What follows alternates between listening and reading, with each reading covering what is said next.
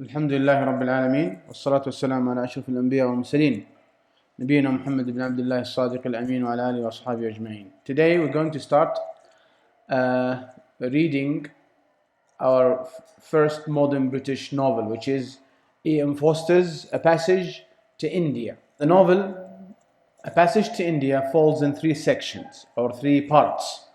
First part is called The Mosque.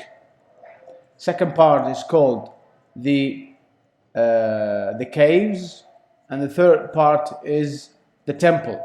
So how many parts do we have in this novel? We've got three parts. As we first start reading the novel, we will just get the idea that it is about the British imperialism in India, and the relationship that goes between the two nationalities or the two entities: British, who are colonizing India, and the Indians, who are the native locals or the natives of the land. We have to remember that India was under the British imperialism for a long period of time, even during Victorian age.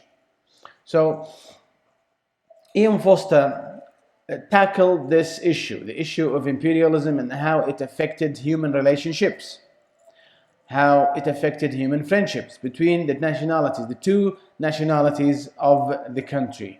I mean, the occupied and the occupiers, the imperialists, the colonizers and the colonized. And normally we have to understand that British were the colonizers. Colonizers means occupation forces here.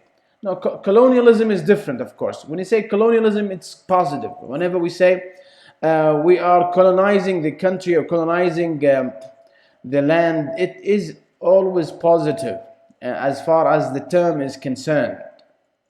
But as far as the occupation that has to go with it, now we have to talk about a different issue. Colonialism or occupation is not acceptable.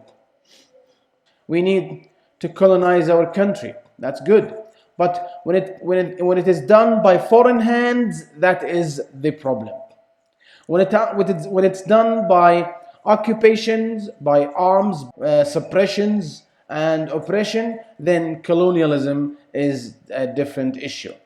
India was under the British imperialism, and British were the colonizers in India. And to be colonizers means you've got to be powerful, you've got to be technologically advanced, you've got to feel and behave and act superior. Superior, just like the opposite of inferior. Superior means you think so much of yourself. You think you are better than the other. Inferior, of course, you feel that you are, second, third, fifth class, seventh class. You wait for someone else's help. You following? Indians, during the British imperialism, was colonized. Colonized, ed, past participle. In other words, they were disarmed. They had no weapons to fight back, or at least to resist the occupation forces of Britain. And because they were disarmed, normally they would be called weak. They are not strong enough to face the colonial forces and hegemony. Imperialism is a system of a ruling country that keeps expanding its territories, keeps expanding its own territories. It's not enough to be limited within its own borders. That's why we call it an empire. Britain, by the turn of the modern age, was an empire. It was the super empire, the superpower country that governed the world. The community that E.M. Forster is describing in his novel, A Passage to India, the community is a community of two kinds of people, two nationalities, two culture, two ethnicities. The first ethnicity is the Indians, and who are the local people, the natives. The other ethnicity, the other nationality are British. And these Indians, our British, are not absorbed within a single Indian community. They are not absorbed. They are not homogeneous. They are not working and living normally in a homogeneous way, in such a way as to tell that it is a single society or a single community. Ian Forster is our novelist, just like Charles Dickens in the 19th century novels. In Chandrapur, the events of our novel is going to unfold. What is Chandrapur? Is Chandrapur a big city in India? Now, what cities do we remember? What cities do we know in India? In India, we know big cities like New Delhi, Hyderabad, Calcutta, Madras, Bombay. These are the big cities of India. But the setting of our novel is not a famous big city of India. It's a little town called Chandrapur. Nobody even knows about it. And it's not real, it's fictional name. It's clear E.M. Forster did not choose a renownedly famous city in India to be the setting of his novel. He chose a very insignificant town. It's a town, it's not even a city. It's a town. What's a town? It's smaller than a city. Can we call Baljurashi a city or a town? Well, it's a town compared to Jeddah and all these other cities, right? Compared to Jeddah and to Riyadh and Dammam, Baljurashi is a town. It cannot be considered a big city, all right? So, the question forces itself. Why did E.M. Forster choose an insignificant, not famous, unpopular town to be the setting of his novel? Reason? Well, he's talking about an evil in the novel. In the novel, E.M. Forster is trying to spotlight an evil. What is the evil? It's about how people get to misunderstand each other whenever we have got an occupation forces. It's a feeling of hatred, antagonism. It's a feeling of misunderstanding. It's a feeling of contempt and repulsion between the occupied, the colonized, and the colonizers. Do you think they're going to love each other? Do you think these two people are going to live normally in a harmonious way? No. Whenever we have got occupation forces, normally we have got some hatred, a lot of hatred, and a lot of bloodshed. Clear? So, this is evil enough to destroy any society. It's not a homogeneous society where Indians work and live side by side with Indians. No. In Chandrapur, the first chapter of the novel, a passage to India, we are given a quick panoramic view. It's a view that the author is describing the town, which is called Chandrapur. Chandrapur is a little town. Nothing is remarkable in this town except that it's neighboring a large famous series of mountains with caves called the Marabar Caves. That's the only landmark. That is the only landmark people or tourists would remember to go and visit Chandrapur. Chandrapur is not famous. It's an unpopular town, but it is remembered for one thing. Tourists would go and visit Chandrapur for one thing. What's the landmark? It's a group of caves. Remember, Indians love caves. Indians love to go to caves and to wash in the river. In Chandrapur, we've got two types of people. We've got Indians living and British living, but they don't mix up. They are in two separate zones. British live in a British zone. Indians live in a in their Indian zones. Do they mix up? No, they don't mix up. Why? Because the British people are occupying forces. Within the British zone, we've got a wall, we've got checkpoints, we've got guards, we've got a lot of things that makes it clear that this is not a normal life they're living in India. They're just living in a bunker, away and separated from the rest of the Indians. What about Indian zones? Indian zones are outside the British zones, away from the British zone, filthy, unclean, untaken care of, random housings, random shoppings. Everything is not tidy, everything is not clean, nobody takes care about that. All right? British zone, clean, well tarmacked, we got streets, well planned streets, civil planned housings, we got flats, we got car parks, we got a hospital, a college, schools. In the British zone, they got everything for a civilized life. What about in the Indian zones? In the Indian zones, it's the opposite.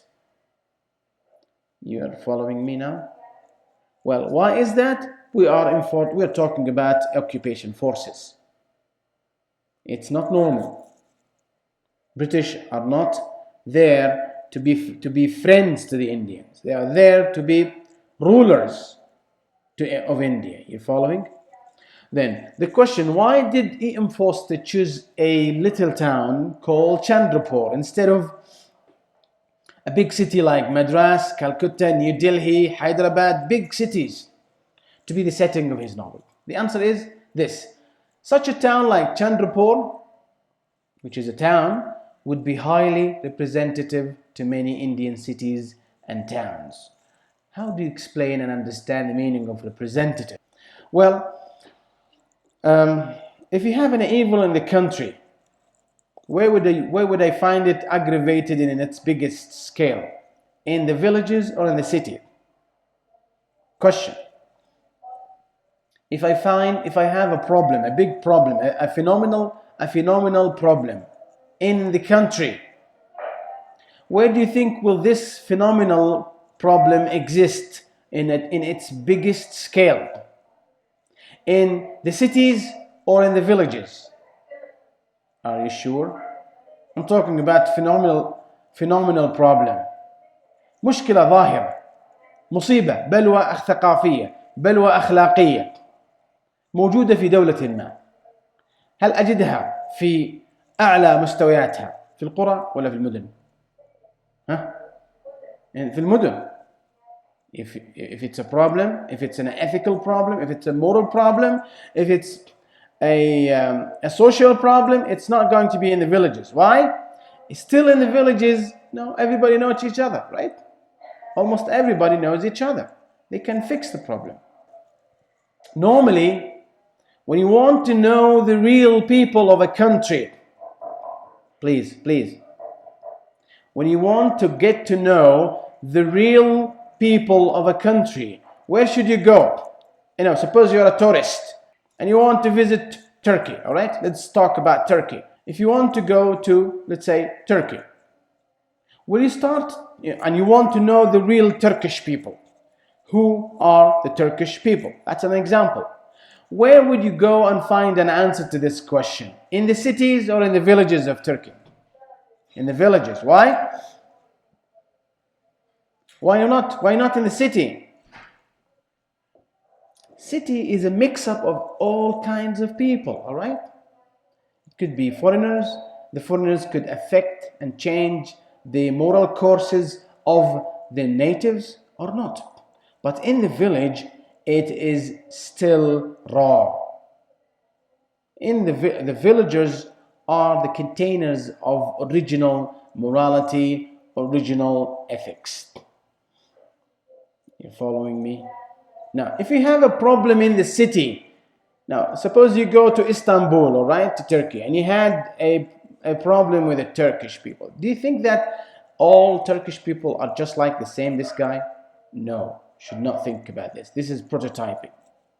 If we happen to be in front of a phenomenal dilemma in the city, does this necessarily mean that this dilemma is in all other villages?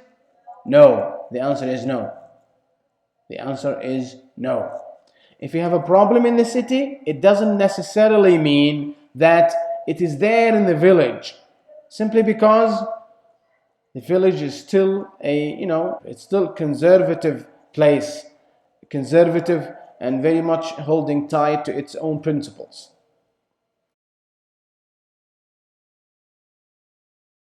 I'm still talking about Chandru, you know that. And here, the speaker or the novelist has decided that this is going to be the setting of our novel. Well, he is talking about a certain evil. What's the evil? The evil he is going to talk about, the evil he's going to expose, as we're going to read inshallah, is the misunderstanding relationship between friends in this town. Well, this is already an evil. But where is it? Is it in a city or in a town? It's a town.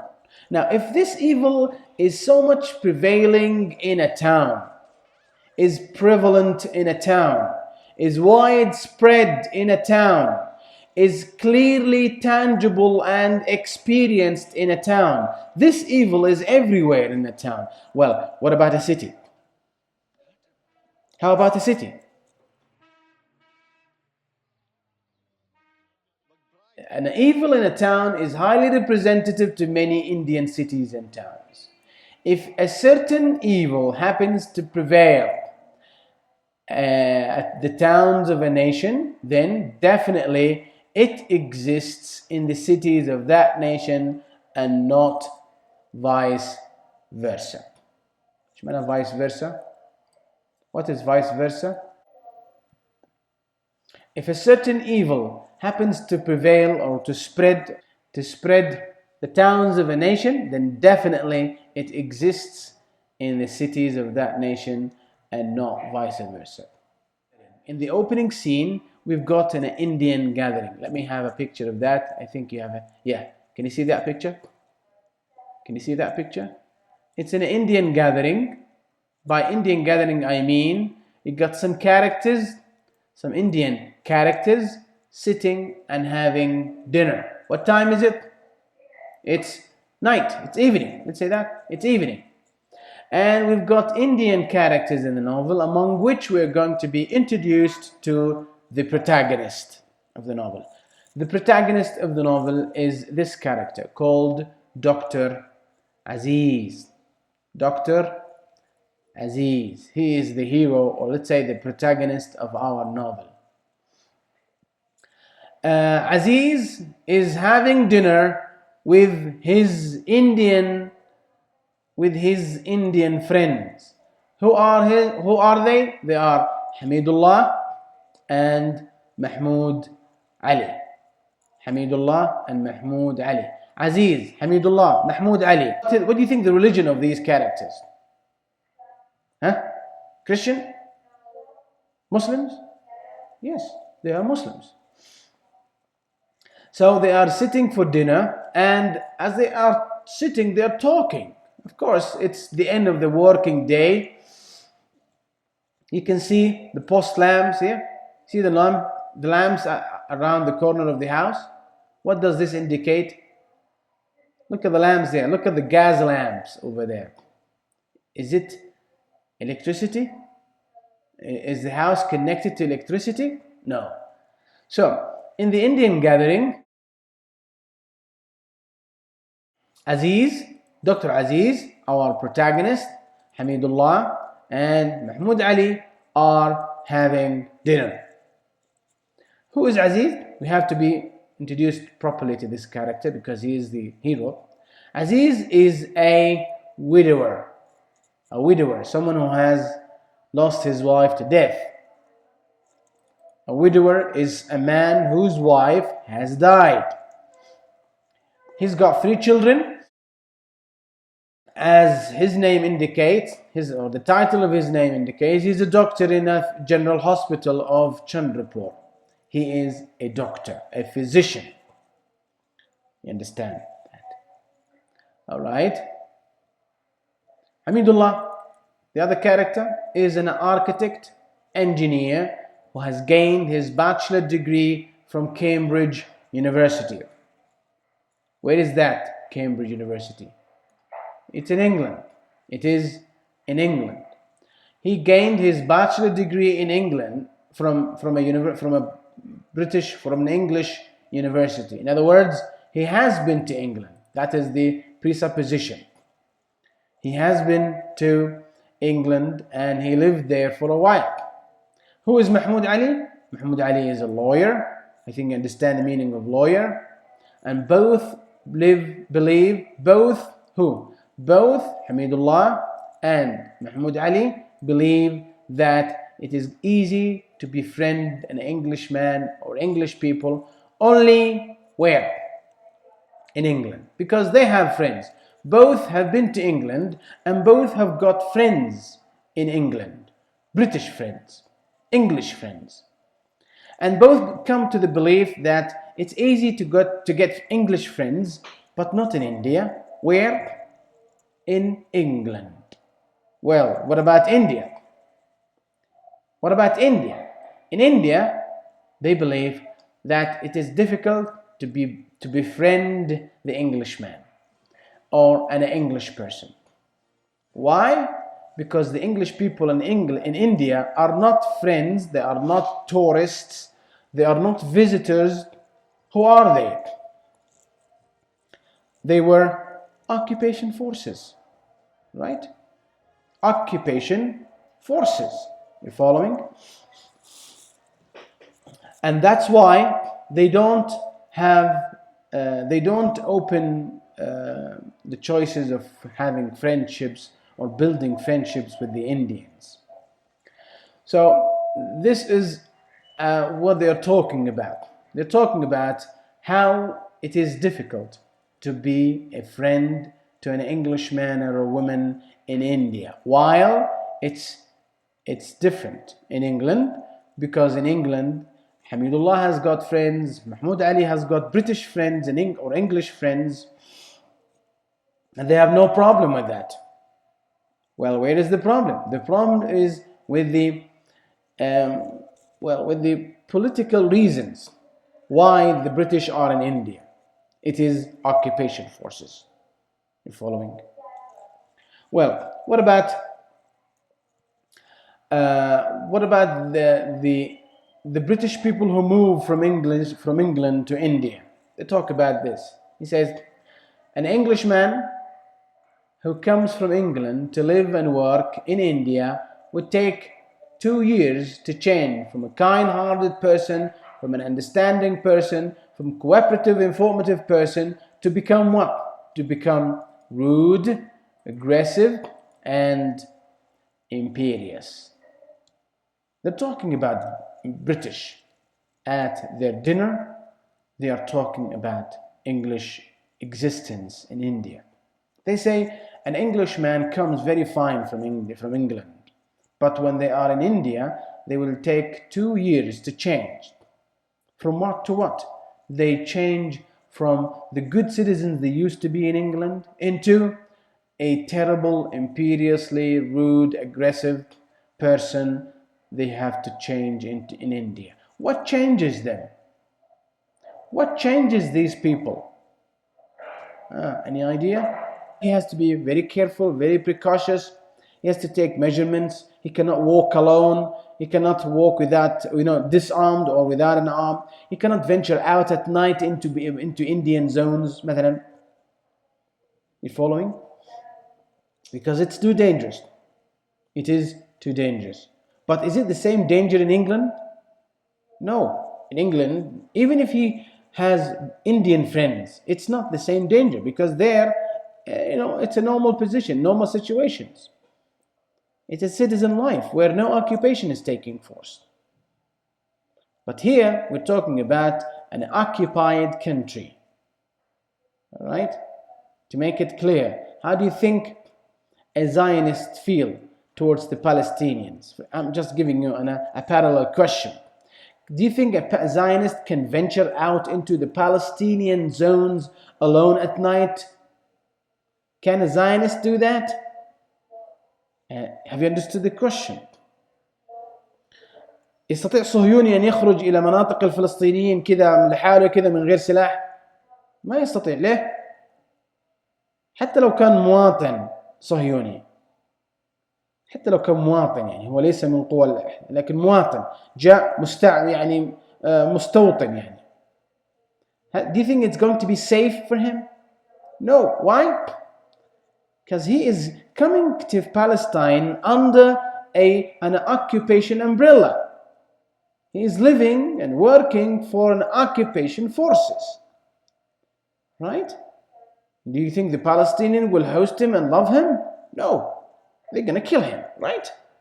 So, do you think there are friends there? Can you make an easy friendship with them out there? It's hard. It's very rare. It's very hard to befriend a Zionist in Palestine. It's clear.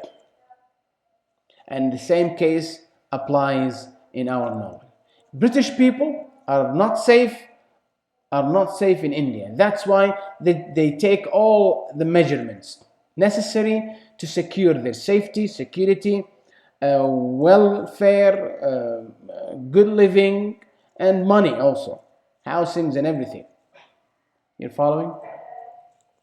How long does it take an Englishman to change? They say 2 years. From a good person who used to be a British citizen to an imperious, aggressive person who has to be a part of an occupation forces in India. Clear? Well, is it the same thing applicable to women, English women? No, women would take less than that to change, of course. How long would the women change? How long does it take the English women to change in India? 6 months only. Men need 2 years to change because they resist. They don't let go of their principles easily. But women are, women fast. They customize themselves into new situations and positions. How long would they take? They would take only 6 months. Change them to be what? To be haughty, to be snobbish, to be arrogant, proud of themselves. As who? As Anglo-Indians. Who are the Anglo-Indian sisters? Who are the Anglo-Indians? Anglo-Indians are English who have settled in India or who were born in India. They start to hate Indians and treat them badly. Who is they? Who is they? The English women. English women change very quickly.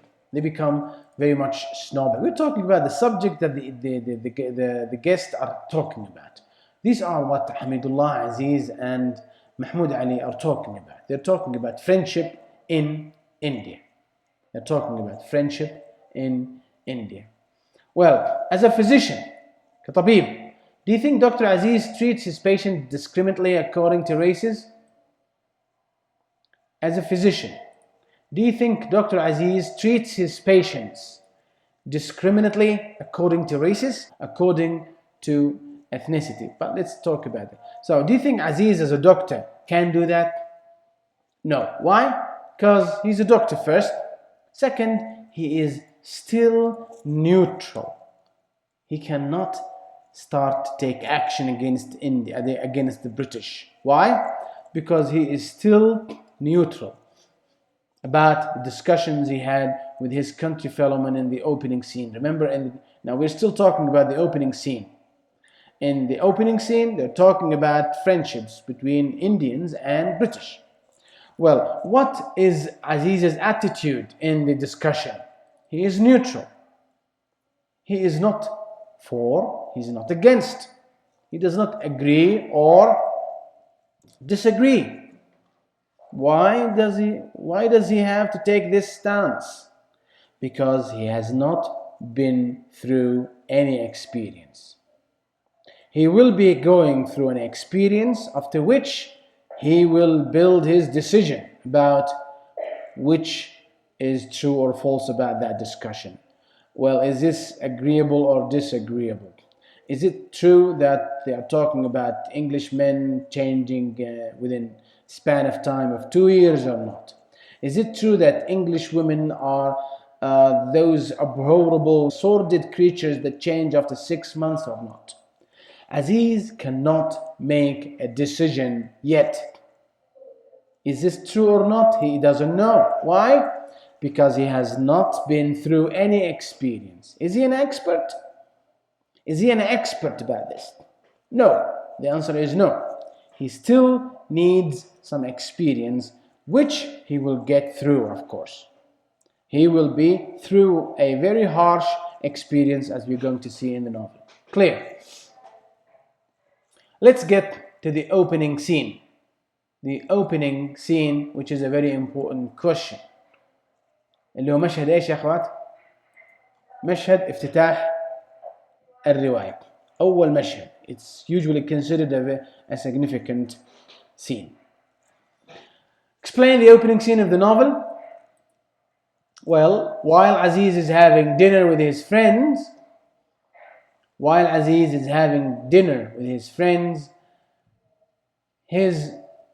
got a servant here in the picture handing Aziz a letter. From who? A letter from his boss in the hospital. His boss. Alright?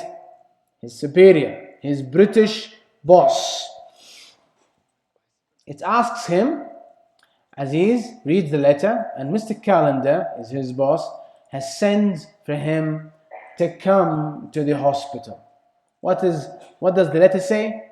The letter says, Aziz, come, I want to see you in the hospital. Who wants to see Aziz in the hospital? Major Calendar, or Mr. Can I call him Mr.? I don't care. Major or Mr. Calendar. Well, who is Major Calendar? Aziz's boss. His superior. His employer, right? Can you say that? Now, is he Indian or British? Huh? He is British, or we can call him Anglo-Indian. Major Calendar is an Anglo-Indian. He asks him to come to the hospital. طيب, what time is it? It's evening, right? They have just sat down on the ground and they have already started having dinner. Is this the appropriate time to ask someone to come to work? No, but remember, he's a doctor, right? He is a doctor. Of course, Aziz would not be able to finish or continue his dinner. So he takes his bike. Aziz takes his bike and rides to the hospital. On the way, the bike gets flat tire. So Aziz has to find another transportational means, which is a tonga. What's a tonga? A tonga is a wagon pulled by horses. When Aziz reaches the hospital on the tonga, he asks the hospital guard about Major Calendar. The guard of the hospital does not talk. He refuses to talk. He says Major Calendar has gone. Where has he gone? Now, how can you describe this? How can you describe this? Someone who has asked you to be somewhere, but he doesn't show up. It is impolite. It is outrageous. It is exasperating. Right? It is very exasperating. It's outrageous. Can I say that? Or exasperating. It is exasperating. It's outrageous. It's even obnoxious. Well, Aziz has to tip the security guard, to give him a little money in order to talk, to bribe him. So Aziz has to tip the security guard to tell him about where Major Calendar has gone. But Major Calendar has gone out without a message. There's even no messages left behind. Again, it is exasperating. It is confusing. It is outrageous to do that. All right? Are you following me? Well, Aziz cannot understand what's going on. He comes to the hospital because Mr. Major Calendar has asked him to come, but he doesn't. But Major Calendar is not there, and he has not even left a message. Aziz still is talking to the guard. As he is talking to the guard, two British women come out of the hospital and jump on the Tonga, usurp the Tonga. Did they take permission? Did they ask for permission to ride the Tonga? No, they just usurp the Tonga. What do I mean by usurp? What is to usurp? Usurp is to take something by force. To take something by force. Palestine was usurped by the Zionists, right? Palestine is usurped by the Zionists today. So the two women did not even talk or look at Dr. Aziz. They did not ask if the Tonga is still occupied or not, still taken or not. Remember, these are two women who belong to occupation forces. So, matter of usurping is not a big deal. Usurping a Tonga is not a big deal. Why? Because they have already usurped a country. Right? Is this a big issue for them to usurp a Tonga? It's not a big issue. They have already occupied a country, a subcontinent. That's why they did not care. The women never even cared about who is there that the Tonga driver is looking or waiting for. That's why you can see the Tonga driver is there looking back at Aziz. Can you see the picture? The women asked the Tonga driver to drive on to the club. And yeah, go. Club. Club means go to the club. But the driver looks back at Aziz. Why is he looking back at Aziz? Are you going to pay me? That's the question. He's asking. Yes, I need to be paid. Are you going to pay me the wages? So Aziz looks at everything astonishingly. He's surprised, he's confused, he is exasperated, he is out of his balance, but still he is putting everything together. So he nods to the Tonga driver. So Aziz nods to Tonga driver in agreement to pay him when? To pay him later. Meaning, go, send the women to the club, and I will pay you for the 2 trips. How many trips is he going to pay for? How many trips is he going to pay for? 2 trips. His trip to the hospital and the women's trip to the club. Now, who's going to pay that? Dr. Aziz. Now, is this a pleasant night? No, it's clear. It's a miserable night. Aziz has to go home on foot. He has to go home on foot. Well, going home on foot and from a long distance is again so much tiring, so much miserable. It's not a pleasant night. He is not happy. Aziz is not happy with this. Now, let's count the troubles. ممكن نعد البلاوي اللي حصلت له هذه الليلة بس لحالها. He lost his food, right? He lost his rest and pleasant moment with his friends because he's resting. He is having his break. It's the end of the night. Sorry, the end of the day. He is back for break time, right? So he lost his food. He lost his interesting, pleasant moments and time he is spending with his friends, and he lost his bike. Remember the bike? Because his bike has got flat tire. All right. Then he lost his Tonga. He lost Major Calendar because Major Calendar has already gone. And finally, he is going back home on foot. Now, is this any happy night? No, it's a very miserable night.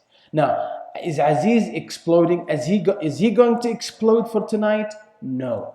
Still, he holds everything together. He's pulling himself together. What happens to Aziz? On the way home, let me just restart.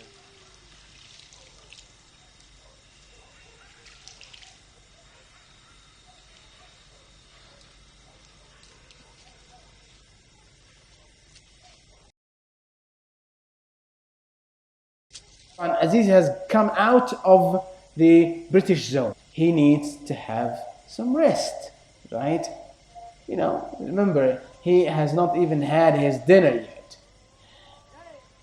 On the way home, Aziz finds a masjid, a mosque, and it's a good place for him to take some break time, to take Kit Kat, right? No, not to have some Kit Kat. Kit Kat was not there at that time. To have some break time. And water is going to be a very good delicacy for him because he needs to wash his feet. He needs maybe to massage his feet, right? It's a long way. And it's a very serene and quiet night, but it's not a praying time, all right? Aziz can see that he is alone in the mosque. He can enjoy some moments, relaxing his feet, stretching his feet, maybe massaging his feet, washing up his face and feet, and all of a sudden something happened in the mosque. What happened? Suddenly sees a British woman going into the mosque, and he immediately started, take off your shoes. This is principle number one. Principle number one for going into a mosque. What is it? Shoes off. Right? But do you think occupation forces would be complying with this rule? Do you think occupation forces respect houses of gods of the native people? No. Do you think they think they have to take off their military boots before going into the mosque? No, they don't. That's why Aziz was afraid that this lady who is going into a mosque at night has thought of breaching one of the Muslims' principles or rules of going into masjid. What is it? Take off your shoes.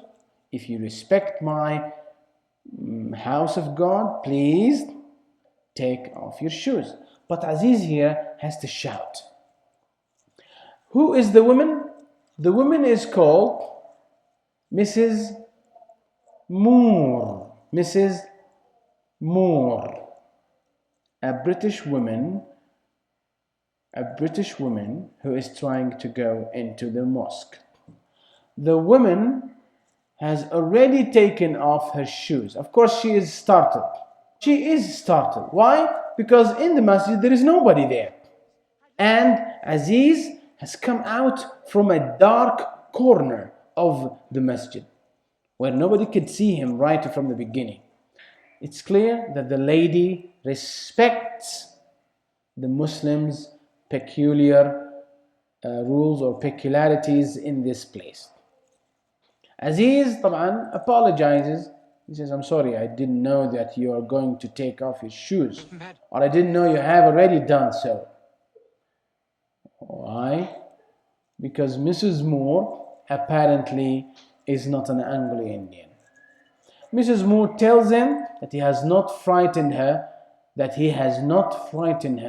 because, as she says, God is here. God is here. They start a conversation. Aziz can understand that Mrs. Moore is not an Anglo-Indian. She is too kind to be an Anglo-Indian. She is too polite, too understanding, too innocent to be an Anglo-Indian. Why? Because she is still a fresh British visitor in India. She is not a settler. She is not a resident of Chandru. She is just a British tourist who has recently arrived at India, in Chandru. You following? Now, Moore is a visitor to India. As he started to ask her, "Are you living in here? Are you a visitor?" She says, "Yes, I'm a visitor. I am not a settler." She is not a settler, but a visitor. Well, Aziz started to wonder why such an old woman was out at night, away from the British zone, and alone. Now, do you think this is an expert, a British woman venturing into the British zone at night alone? Can we call her an innocent lady? Mrs. Moore is just innocent. She does not know the dangers of venturing out at night into the British zone alone. So, is she expert? Is she experienced? No, she is innocent, meaning she has not been through any experience. You get that? Otherwise, do you think what she's done is correct? Do you think what she has done is correct? A British woman alone going into or venturing out into the British zone at night and alone. Is this correct? No, it's not correct. Why? Because the Indians might mistaken her for an occupation Anglo-Indian woman, right? They might kidnap her and ask for ransom, money. You want your mother? Send me 3 million rupees and take your mother. All right? They would do this, right? Because she is an occupation forces woman. But they don't know that she is a visitor. Then the question that pops itself, before that, I'll have to stop over here. But before the question, how does Aziz, who is Mrs. Moore? What makes her a visitor to India? Please, may I ask you a question now? Why do you come to India? I come to visit my son. He's the city magistrate. Oh, no, excuse me. Our city magistrate is Mr. Heslop. He is my son, all the same. I was married twice. And your first husband died? He did. And so did my second. In fact, Mrs. Moore is in India for a purpose. What's the purpose? She is a visitor to India and she wants to attend the wedding party of her son. And who is her son? Her son is the city magistrate. Madam?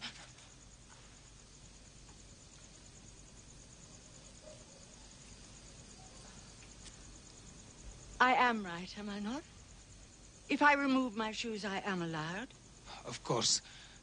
But so few ladies take the trouble, especially if thinking no one is here to see. God is here. God is here. That is very fine. May I know your name? Mrs. Moore. .